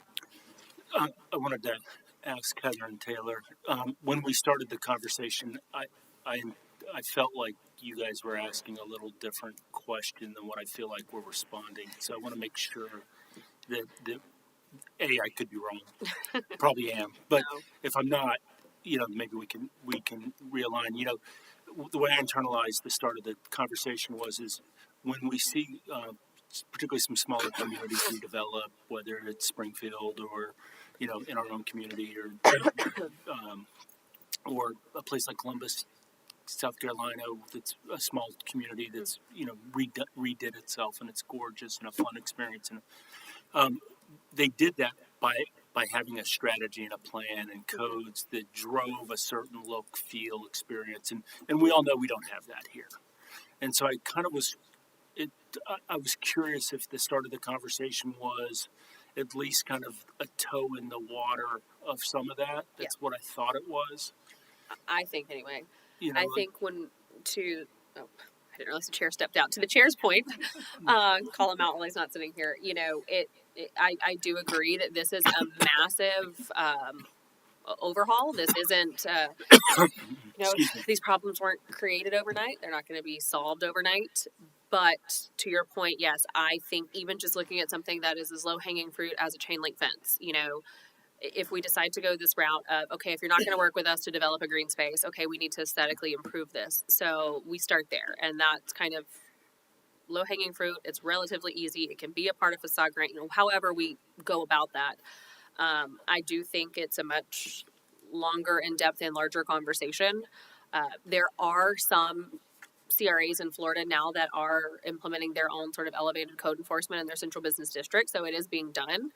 I think it can be done. It's just going to take, really time looking at what are the really nitpicky things that are making this not look as elevated as we want. How do we fix that? Do we offer incentives because that's the other part, that isn't in this packet that was in the CRAs is the biggest thing, especially for me as staff, is I'm not trying to damage any relationship with private property and private business owners either. We value the relationships and the partnerships we have with them. We'd like to maintain those. And I think the biggest thing with whatever we do, something I share with CRA is we're trying to just be in compliance. We're not trying to enforce punishment. And I think communications will play a huge role in that when we get to this point, making sure we're communicating effectively and why we're doing this. I think we have enough direction to kind of get started, but I do think this will be something that you will see come back to you several times. Sounds like we all support that. Bruce, final word? Thank you, Mayor. I just want to thank Councilman Horn and Councilman Wagner for their thoughtful comments, and I support their views completely. And I don't want to get us off task, like Dan said, we need to land this plane. But I was just wondering, when I think about downtown, what always comes into my mind is the design of First Street. Are we going to ever do anything about that, or are you guys comfortable with the way it is? I think that's probably going to be touched on later in the agenda. Okay, so we will move on from item B on to item C. So, sorry, no slides for this one. So we'll leave it on this screen for now. This is kind of for the CRA, summarizing a little bit more of what we talked about at the briefing for those of you who weren't there, and then making sure that the changes that we're requesting at the briefing is something that the council is comfortable with us moving, and then, bring the CRA involved. Not a lot of changes, and especially not a lot of technical changes were made. We did tweak the scoring criteria, and it's listed on your sheet. So experience, qualifications, and the financial capability is obviously going to be the highest. There are some elements to earn additional bonus criteria. Mr. Chairman, the last bonus criteria, that LEED certification, that was at the suggestion of the chairman when we created this. So thank you for that. And the gas line relocation, I know that's something, I don't know that we've even talked about with CRA recently. Gary, you're probably aware of the gas line running through the middle. So that's something that we also added. From the council briefing, however, we got some more direction, and we are adding language that states that the city's expected financial contribution must be identified and presented up front in each proposal as a part of that financial capability, so we don't get really excited about a project and then find out later down the line in an in-depth fiscal analysis that it is not going to work because they want $20 million from us or something crazy. So that will be up front. And then we added additional bonus point criteria, an additional point for a local developer, and what the council direction on defining that was the greater Duval region, so Duval, Clay, Baker, St. Johns, Nassau counties. And then an additional point for minority or female-owned business. And the process, we're also now looking at including a layer of council involvement prior to final action. Council had expressed the opportunity to review and discuss the top-ranked proposers before any vote, and then also to request presentations from those top-ranked. And then another thing that came out of that was, again, strong communications throughout the process. I've had one meeting already with the communications, I can say team now because there's two of you. So I've sat down with the team, and we've kind of started an outline of pre-issuance of the package, during the process, and then afterwards. And we kind of have two separate things going, where one will be internal, just even for staff. Something we talked about was sometimes something will go out and we don't even know what's out on the street. So making sure we're communicating internally with the CRA, with the council, and then also with the general public. And then I believe where we left it with the review team would be made up of staff and then a council representative and a CRA representative. And so just kind of making sure from council's perspective that we checked all the boxes that came out of the briefing, and then surprise, one of you gets to be on the committee. Yay! I'm kidding. I'd already told everybody. We, even though this isn't a CRA property, it's in the heart of downtown, and we wanted to make sure that the CRA was very involved. The other, just to clarify and correct me if I'm wrong on this, when you said to the CRA, I mean, the council have presentations, kind of that extra layer that we added of presentations, we wanted to include the CRA in that as well. Yes, I'm sorry. I misspoke. That would be all 14. Okay. So come ready for some great presentations. Any questions on the P3 process? Bruce. Thank you, Mayor. Ms. Mobbs, I was just curious about the language at the top of page 2, where it says overall project outcome, including scenarios where a proposer may leverage nearby property under their ownership. How do you envision that? What does that mean? Sure. So as it's written right now, those tiered requirements are something that was required by state statute. So I wish it was as simple as us changing it ourselves, but we have to go back in. And as we started talking, our tier 1 criteria is pretty black and white. So it was, you must meet these requirements. Something that came up when we were discussing is, what if there's an adjacent property owner at the beaches already who comes to us and says, hey, I don't want to put parking exactly on this site. I would rather go 3 stories mixed use, but put parking a block over, or put parking within an appropriate distance from the project. Technically, as it was written, that would not meet the tier 1 requirement. However, we realized that we would kind of be, doing ourselves a disadvantage to not open that up a little bit to consider some opportunities if someone was willing to put private property into the process as well. Yeah. Any other questions or comments? Gary. This has been a long time coming to get to this point for us to put something out on the street, but I think it's important. It's going to take a lot of effort on everybody's part to make this thing happen. One of the things that we really need to take a look at is the organization and who is going to be responsible for this project as it moves forward. Who's going to be the day-to-day person that's going to address the issues that the ultimate selected developer has. Is something that we all need to think about, is who on staff is going to take this on a day-to-day basis, because it's going to get very involved, because it's going to include design decisions, it's going to include construction decisions, as well as financial and so forth. So, my recommendation would be that we find the right person and we identify that person early in the process so they can get integrated into this. Even during the selection process, I think it would be important for them to at least listen and participate, not necessarily being a decision maker, but so that they understand what is really expected out of this project. And I guess, ultimately, I'd like to understand what the council expects the CRA to do, what their role will be in reference to this project. What are your expectations of us, so that we know how we need to prepare ourselves and be respondent to the things that you're going to be asking. We picked him for everything. He does that. Sandy, did you turn your... I thought they would discuss this question, Oh. and then I can chime in with my comment. So I would say for me, the role of the CRA is to look at it through the lens of the downtown vision plan, the focus on economic development, all of those things that you guys are looking at every day. So just to have that voice specifically that is kind of in the downtown world, on a regular basis, to be looking at it through that lens, and just to provide feedback on the projects that we're looking at through that lens. That's what my expectation would be. Anybody else? And I would assume, and I since there's nothing that's stated anywhere the request was made for somebody to be part of that selection committee from the CRA. So I guess it's upon this board to make a determination, make a recommendations on who that may be, and then vote accordingly, and then that's how that person would be assigned to this project. Sounds great. John?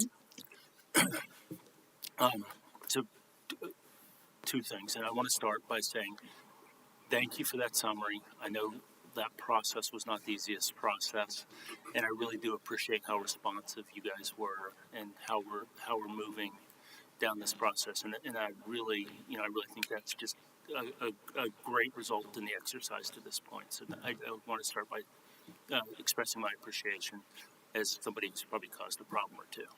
So thank you.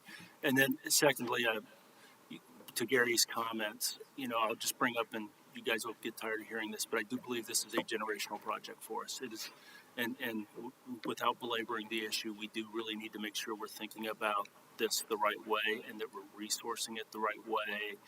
And it's going to have to be different than what we've done in the past because it's so much bigger. And Gary can articulate it, or obviously articulate it a lot better than I'm ever going to because, that's his space, not mine.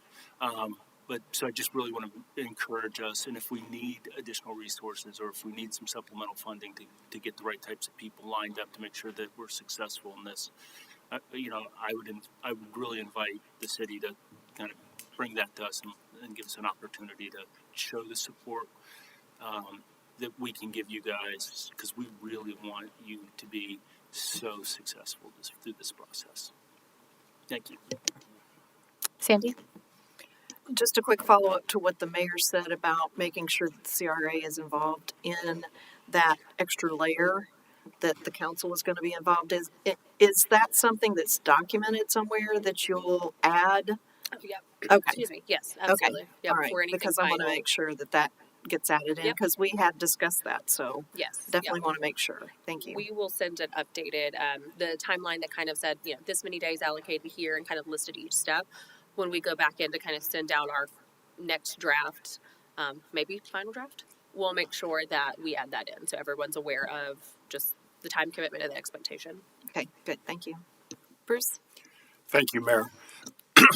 Thinking back about some projects we've rolled out or some ideas and how the people who lived here were really not very excited about them, I want to be sure that the people who live here will be satisfied and happy to see whatever it is we come up with. Thank you.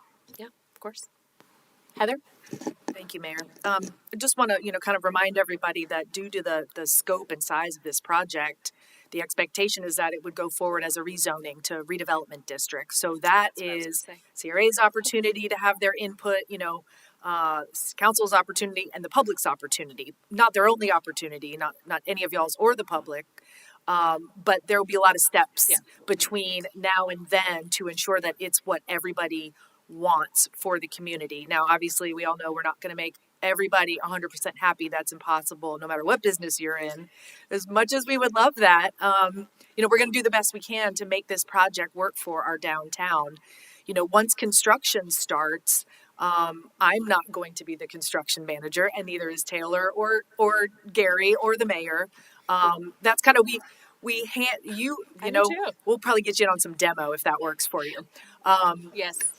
Yeah, but when they're under construction, when we get to that point, it's going to follow the same process as any other construction project in our city, where we engage at the appropriate points in time. But a lot of decisions are going to be made before we even put a shovel in the ground.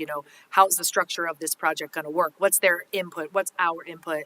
What's everybody's role? What are we getting out of it versus what they're getting out of it? So there's a lot of negotiations that'll take place once the project proposer is selected, and so I know we want to get to the point of, well, what's it going to look like? We've got a lot of steps between now and then to get to that point, but it'll be beautiful. I hope is our goal, right? It will. And successful. It's going to have a beautiful wind fence around it. Artistic. City logo. It's going to look great. CRA logo. Both. Partnership. It's all about a partnership.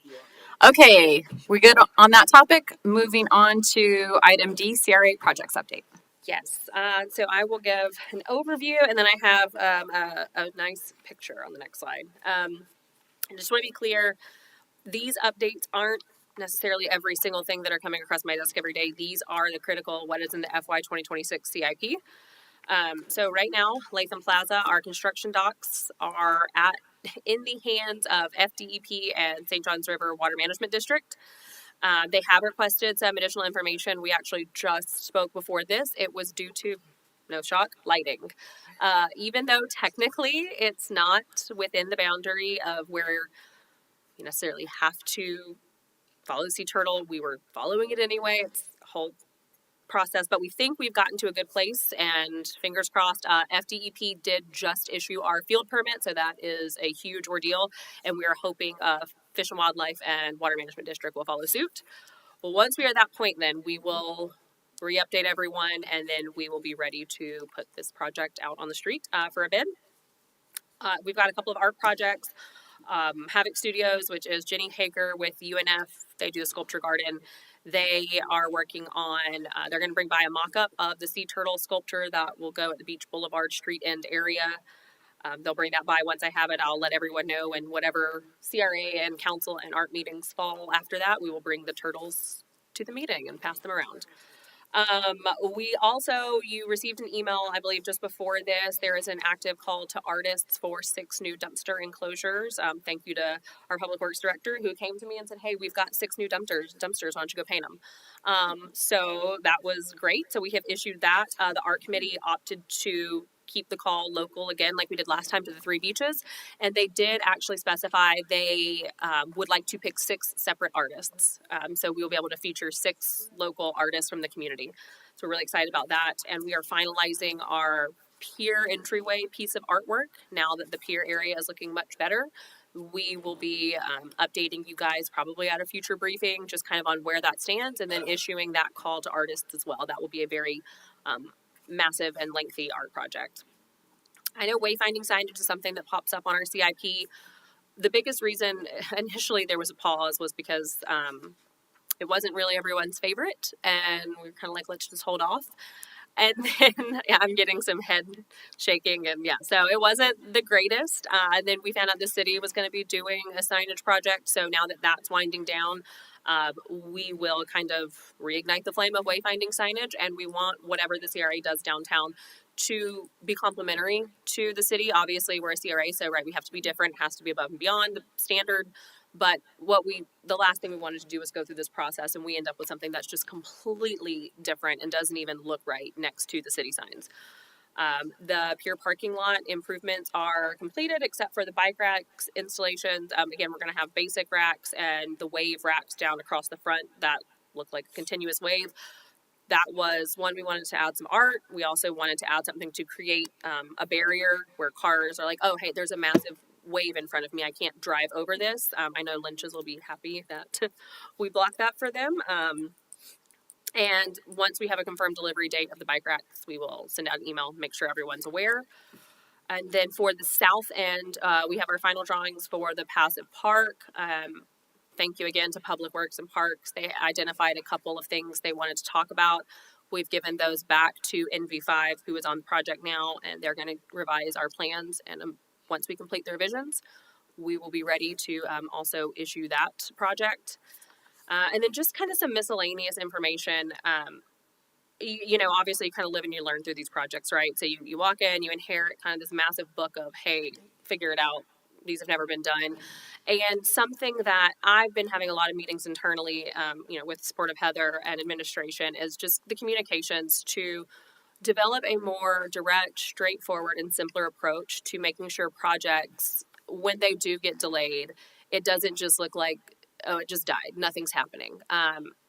It's a little bit unique when you're obviously here and you're in it every day. You don't always think about updating because we know where it's at. But that's something now that the communications team has expanded. I want to do, at least with the CRA projects, whether that is a monthly email blast, a post, a newsletter, something of that effect, both internal and external, just to keep the CRA, the council, and then more, the public informed on where these projects stand. So that way you guys hopefully aren't bombarded with as many questions about why is this happening?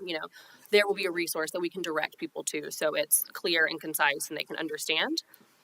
And then my last update. Nope, man. Okay, here we go. Before we get to that, because Yep. that's kind of the last item Yep, on the you're right. agenda. So let's stick with the CRA ahead of project update. I want to say that I really appreciate the addition of the project updates into the monthly email newsletter. So I think, and I know they're going to start doing that twice a month. So maybe that can just, instead of creating something new for the public side of it, use the tools that we already have. This report that you put together that's in our packet, is this something you normally do and give to the CRA? A version usually, and sometimes it's verbal, sometimes usually it's a condensed version of kind of the most active and hot topic things happening. I know that the last thing you need is more reports. That's okay. I do know that. It reminds me of the pension administrator report that we get on the pension board that Dustin updates. It's the same format. It looks the exact same every time. It's just got the updated numbers or the updated dates or whatever. I think if you started using a framework like this and gave it to the CRA on either their monthly meeting or you do it quarterly, whatever makes the most sense, just shoot it to us, because I think that would give us some good visibility on the projects without having to pester or be reactive when somebody contacts us about them. And I think that, and I'm glad you acknowledged some communications concerns in there, because I think we do feel that, but I think that would be, we're seeing it a lot more as a council that proactively we're getting the answers to the questions either right when they come or before they even come. And that's really, really helpful to us to stay engaged and to be able to speak on them. So I really like that. And hopefully it wouldn't be too much of a burden to just get in and update it and tweak it, whatever, every month or every quarter. Also, I had asked if council hasn't seen it in the report, the breakdown of the staff and who and how much are being paid out of the CRA, so that you guys can have that kind of at your fingertips if you have any questions on that. Real briefly, Taylor, when are we going to have a chance to give you some feedback on the passive park plans? I have a couple of major issues with it. Well, great question. These are the final construction documents. Well, we've got sleeping size benches in the plan, for instance. Okay, that's an easy. For that's one thing, that's two a other miss. items that are similar. That's just not a good image that they use. The bench that we selected has the rails in between, so you can't sleep on it. That's a much minor. I thought you were wanting to tweak the whole design. That's easy. My other big issue is it looks like it'd be very expensive to maintain the landscaping they're proposing, and a couple of other items. I mean, we need to talk about it before we go final on it. Okay. Our parks department's very engaged, I will say. I'm not a landscaping expert, but we do have people in parks that are. Thus far, they're comfortable with what's proposed, but I'm happy to go back and let them know there are some concerns about the maintenance and make sure they feel it's a digestible dollar amount and we're not overspending on maintenance. Okay. Bill? A couple of things. I would say that when we're talking about public information, sending out information about these projects, I think that at the city level, Mike, we should piggyback some of the other projects that we have going on, and I think we should continue to kind of blast that information out to the public as much as we can. And if we're going to send out something on a regular basis, we can piggyback and throw in there, hey, by the way, we're doing these maintenance projects. We're tearing up the streets in your area. This is how far along we are. We're 50%. Our goal is X, and we're supposed to be at 50%, but maybe we're supposed to be past that. So again, just the continued information to the public, because I know a lot of my colleagues on council and myself, we, get a lot of communication from the public in regards to the lack of communication or the lack of information. And the information is there. It's just, we're just getting better at making sure that everybody has it. Two quick questions, but you said that so we're almost about to send out for Latham Plaza, and then we're also about to open up, I think, Passive Park for, yes, sir. Mm-hmm. Okay, so two things. Number one, what are the timelines on both of those as far as because I would have thought the Passive Park would have been done a lot sooner than Latham Plaza. We wholeheartedly agree. I will say the company that we were working with initially was purchased by a different company, what we've learned in that process is that we kind of lost a lot in translation. I will say the group we're working with now, I feel extremely confident with.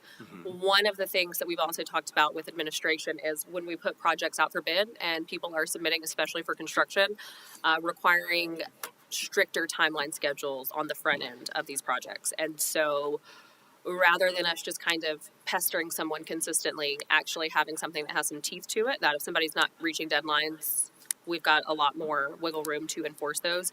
And then something we've learned with Public Works, the 900-day project is, there's a massive incentive on the end of that, and that project is moving along swimmingly and incentivizing on some of these larger construction projects as well. So it'll be a combination of different things, maybe incentivizing, having timelines on the front end, but overall the timeline for construction for the two projects, Chronologically, when should we be finished? oh gosh. I'm told that once we start construction of Latham, so that once it starts, 5 months. Okay, Passive Park. I do not have a good estimate on that. Stay tuned for your next CRA project manager update. I will. We'll have it in I there. will make sure. And just the only other thing I just want to say is make sure that both of those processes have public input and there's, still continued, make sure that there's, We'll make sure on both of those projects before they go out on the street, we do with those that, like we do with Public Works, Yep. where there will be a number of days associated with the project. Mm-hmm. As their time frame to finish within, other than Yes. liquidated damages. Yep. Bruce. Thank you, Mayor. Please forgive me if I'm mistaken, but this construction documents, the first bullet point under Latham Plaza, I think this was started before my time. Mm-hmm. Can you Yes, sir. enlighten It me was. as to what this is? Yes. So the specific construction documents we're referencing, years ago, before my time even, there was a desire to update and renovate Latham Plaza. That went through several iterations where we finally got to where the council, CRA, and everyone were comfortable, especially the public and event promoters, is this western third of the plaza. So basically, if you look out there now where the statue is back to 2nd Street, that chunk is what's going to be redone, and it is just really upgrading what's there, adding some amenities. So there will be tables and chairs that have shade. There are 3 small kind of ground level sculptures. There was no desire to have a playground or anything, but the sculptures do double as kind of something a small child could crawl on and play on. And then there is a permanent stage where the temporary stage usually goes at events, putting in a permanent flattened stage so that way event promoters don't have to constantly rent and bring a stage. And then actually on the back side of that stage that it faces City Hall, it actually says Latham Plaza, because right now there is no massive signage that says Latham. And it's just really upgrading what's there and making it an amenity that you can use all week and not just on the weekend at special events. So are there renderings of this that, that I can see? Yep.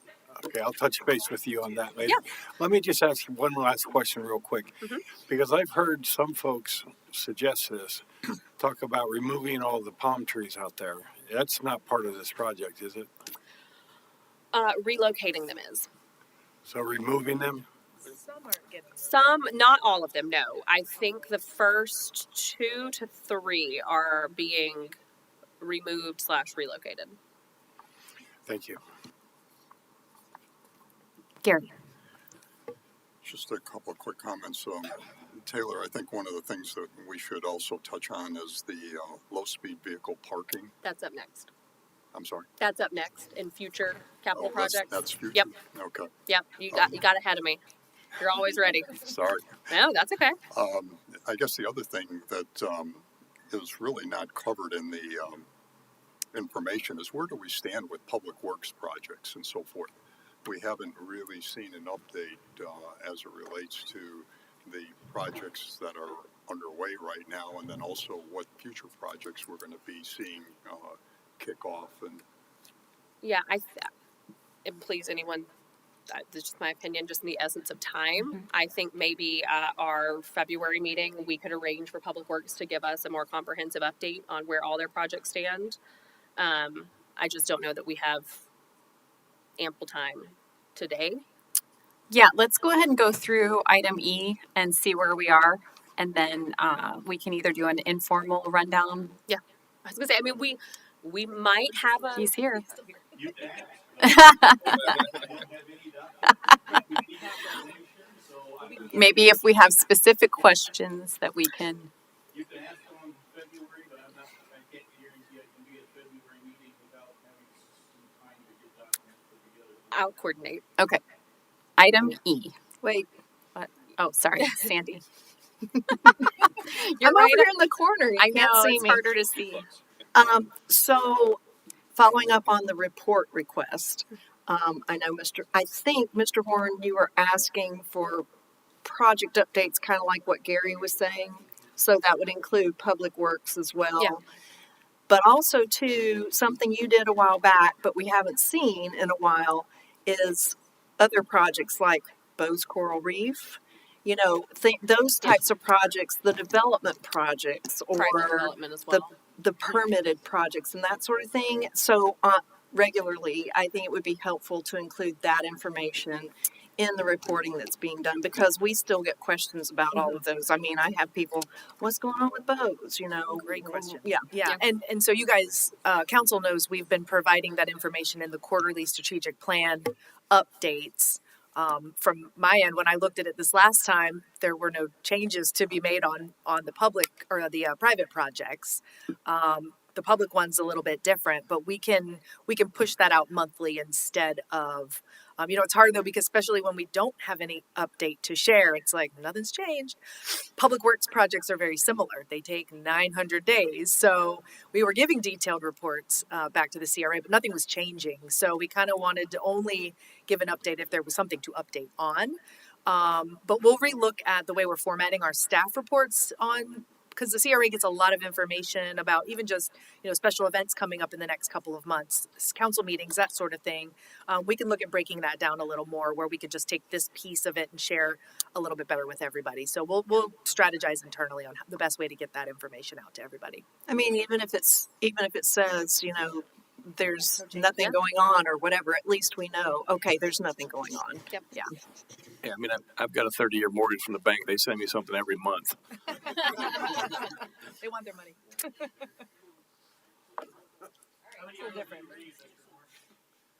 Oh gosh. Be surprised. I look at a lot of them. All right, we're going to move on to item E. We are going to end on time. Okay. I see it. This, we kind of added this last minute and it worked out really well. We added it, and then the next day I got an email from our budget officer that said, hey, get ready. We're doing FY27 CIP. I'm like, well, great. So some things coming up, and they come up a lot in our meetings, and we actually just talked about this at the CRA meeting. First Street, the redesign, I know that's kind of been thrown around a couple of times. We were very gracious that the TPO gave us a free planning study on First Street.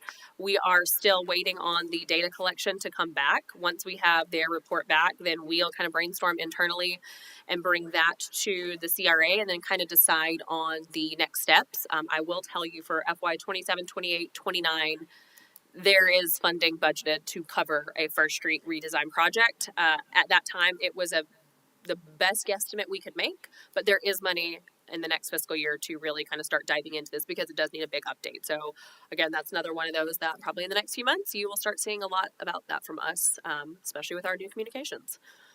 LSV, the locals lot, the conceptual design is completed. It's not budgeted in FY26 for construction. However, it is in the realm of construction projects. I mean, nothing is ever simple, but it is a smaller, simpler project. If that was something that council said, you know what, nope, we want this done now, we can then work internally with our finance department and figure out how to modify the budget and where to modify, and bring a budget amendment to the CRA and then to council for approval to move this forward once we get a cost estimate. For all the reasons you just said, because this is smaller, this is real low hanging fruit, and I think this would be it's going to be really popular with our citizens. Do it. Right? We're not voting because this is just a workshop, it's consensus. but I think, and and even just so you guys know, even we can't say do it now, but we can all agree that this is a easy one Yes. to push forward. And I think it was a universal all 14 head nod on that. So no, I listen, I'm very happy. We will take that. Our consultants are the last thing they're working on for the deliverable on this is the cost estimate. So once we get that, we have a better idea of what this is going to cost. We will then be able to develop a package to go out, bring that to you guys, amend the budget as we need to, and move this process along. But again, we will make sure we effectively communicate where we're at within this process so everyone is aware. Oceanfront Park is another one that will be coming up in a future fiscal year. I believe we've got about $300,000 at this time allocated. Not trying to do anything crazy or not trying to turn it into sunshine, but it's been a long time since anything's been done there, and we would like to upgrade those amenities. So we'll start having some workshop conversations, eventually briefing conversations, and just kind of what amenities we're looking to add and what improvements we are looking to make.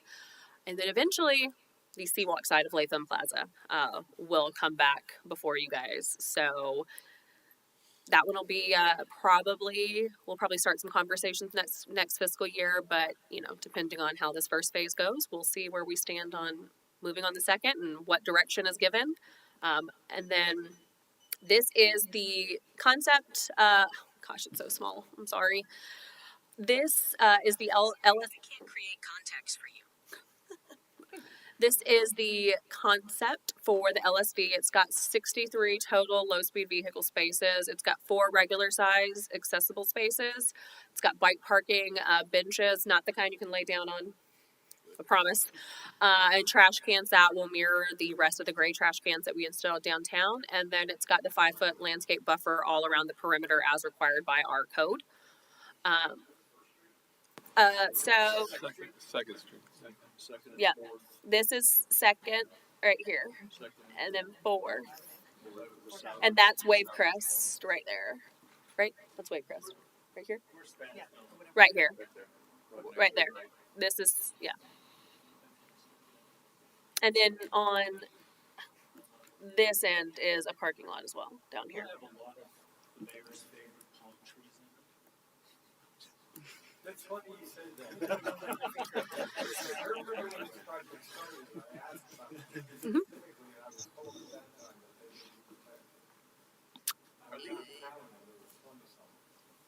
I believe in this, the majority are. I don't. Yeah, I don't think we're tearing out. This is not designed for cars to just come blasting through and fill every nook and cranny. It's small, intentional spaces for scooters, golf carts, and then the few accessible spaces that we do have. So we won't need to go in and tear a bunch of trees down. Are these handicapped low-speed vehicle spaces?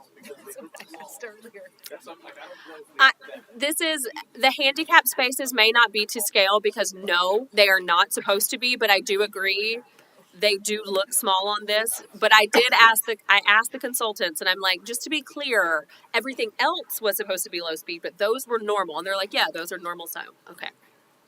So that's awesome, by the way. Thank you. Is 4?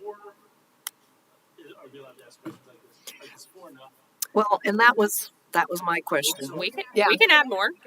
I mean, I don't think 4 is enough. Okay. I think we should. Accessible spaces. Yeah, 88 spaces. The only thing I would say about that is that it's not really near anything. So if you're in need of an accessible space, there's not really anything close. Closer to wherever the business. There would be, you'd walk past The 8 problem other we have spaces is, between. in any event, we lose all of our disabled parking. Mm-hmm. A lot of disabled people have a different level or a different form of mobility.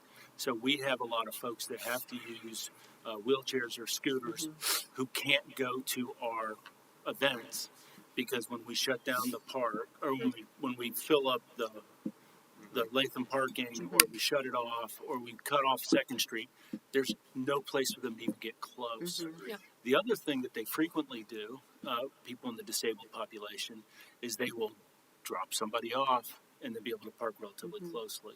Yep. And so with a disabled permit. And so I by the way, I have this conversation with people on a somewhat regular basis. We are far from accessible. very, very far. And so I would argue that 4 is not enough. yeah, 4 is not enough, and it's not too far away to at least have something. I mean, right now this is like something bad versus nothing. Wasn't this And near the something- pier, kind of? I mean, it's near the pier, and I mean, yeah, I just I think it's easy I totally enough agree. Yeah. to add. I mean, whatever number everyone kind of is comfortable with, we can go back to the consultants and say, hey, you know, we want 8, we want 10, we want 6, we want. What about just the ones in the middle there? There's like 3 or 4 spots. Just fill those in. The See between them. those. So this whole row, this is the. Well, it's supposed to all be ADA, but these two right here are regular. So, I mean, if we filled that whole top row, I think we could do 6 up there. That's perfect. If 6 is a. I think, well, I would say, I'm all excited. Bill, would you like to Taylor, speak? Are these ADA? I'm sorry, Gary. spaces? Bill was speaking. Go ahead, Bill. No, I was going to say 6 or more, 6 or 6 or more. 8. You know, maybe, but because 63 low-speed vehicles, I drive my golf cart down. We're going to have some in the pier parking lot, correct? They're there, They're and there. they are Sorry, getting yeah, used. Yeah. So again, They are we, I'm parking one. Yeah. They're full. yeah, so I do drive my golf cart down, and I'm happy to see more. But yeah, I think I agree that there's some more handicap space. Okay. Great. Gary? Yeah, just a quick question for the ADA spaces. Are they specifically for automobile or Mhm. low-speed vehicles? No, they're just automobile. They're automobiles. I mean, So we're it's a little different ballgame. we were actually asking earlier, are low speed vehicles even okay? So they're not. I didn't think so. It randomly registered with us. We're like, wait, do we need to have handicap LSV spaces? Is that a thing? Or okay, good to know. Question answered. Okay, so we're all excited about this one. And this one is going to happen probably before the passive park. And like No, don't say. actually, I'm going to stop saying things like that out loud. That's the end of the agenda, right? Ma'am. Okay, thank you guys for your presentations. Gary? Can I Yeah. just ask a couple of quick questions? Along the same lines, there's, I think, a number of public works projects that may kick off this year. We've got $200,000 budgeted for looking at design work along 2nd Street from Beach to, I think, 6th Avenue North. So there may be some additional public works projects that may be kicking off this year too, and I guess getting a complete update on those would be worthwhile. One of the things I'd like to get from council is also some input on urban trails. And the reason I'm asking is that you've given direction to staff about urban trails and particularly focusing on the north end and particularly around the schools and things. Within the budget for the CRA for this year, there's $500,000 in both the downtown budget as well as the south end budget for urban trails. Is there something that council wants us to do or would like us to look at in reference to the urban trails in those 2 areas, particularly with the south end? I mean, I don't know if you've been on the section that's been completed along Jacksonville Drive, but I've ridden it several times, and it's a wonderful path leading from South Beach basically to 3rd Street. Be great to continue to do some things down there. As an example, if we do the passive park, going from the passive park to Sunshine Park may be an option. Going from Sunshine Park to along Osceola for a stretch would be, it's heavily used and would be a benefit. Thank you for bringing that up. So I think when we talked about the direction for urban trails, we wanted to focus on the school areas because there's a real deficiency there, and we really wanted to kind of hone in on showing some real utility to the trails. I don't think that we probably thought that meant you guys should stop working on trails in your districts. So I think that's a very simple one that would be as we've seen the success of Jacksonville Drive, the stretch between the passive park and Sunshine Park to me would be easily done. Another one of those local lot things. Oh, Dennis is raising his hand. We're not going to end at 5, are we, Dennis?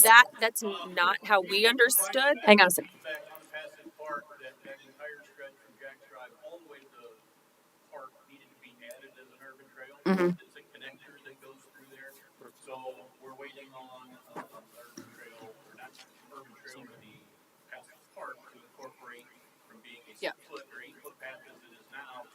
wider path along the street and not including what's going on inside the path. Yeah. Okay, so that's already So that's kind of already part of it. lumping two into one, because when we do the one, we're not going to skip the trail part that's in front, because that is, again, the trail master plan as a highlight to get from the parks to this other area where we've already got the trail.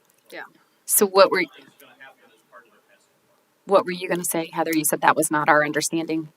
Just that when the direction was set for the trails, we kind of took that as, because it's a citywide project, it's not just a CRA project, that those were the trail segments, and we had never been told Okay, otherwise. this sounds like Dennis had the opposite understanding. So, okay, Dennis has the understanding that he builds trails on any project we touch.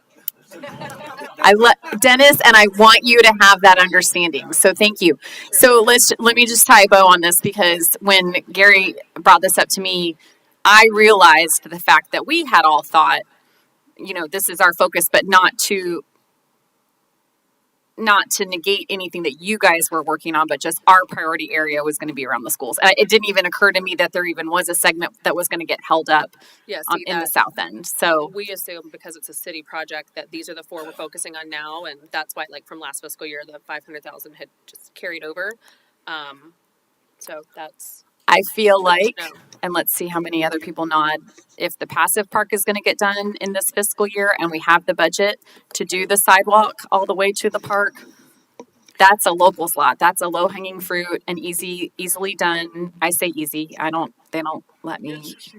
Just like a shovel and some concrete. So that seems like one that would make a lot of sense to just go ahead and do. Everybody generally. I just want to ask, will this be going through people's right of way? No, there's no right of way along South Beach Parkway. Thank you. I'm sorry, there's no private property on.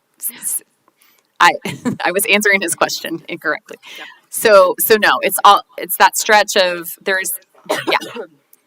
So it's 5:01. Any other questions? Okay, so we're going to look forward to a regular report coming from Taylor's office, like it's more than one person, and CRA will look forward to getting some of the capital project updates or the infrastructure project updates in your next meeting, or whatever Dennis can pull together.